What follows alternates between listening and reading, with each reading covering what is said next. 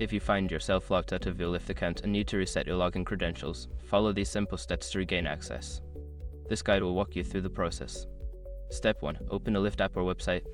Launch the Lyft app on your mobile device or go to the Lyft website on your computer. Make sure you have a stable internet connection. Step 2. Click on Forgot Password. Before starting recovery, use the sr.com link in the description to open the account recovery checklist generator and make sure your verification details are ready. Step 3. Enter your email or phone number. You will be prompted to enter the email address or phone number associated with your Lyft account. Fill in the required information and submit the form. Step 4. Check your email or SMS. After submitting your information, check your email inbox or SMS for password reset link or code from Lyft. Follow the instructions provided in the message. Step 5. Create a new password. Once you access the password reset link or enter the code, you will be prompted to create a new password. Choose a strong password that you haven to use before and confirm it. After completing these steps, you should be able to log into your Lyft account with your new credentials.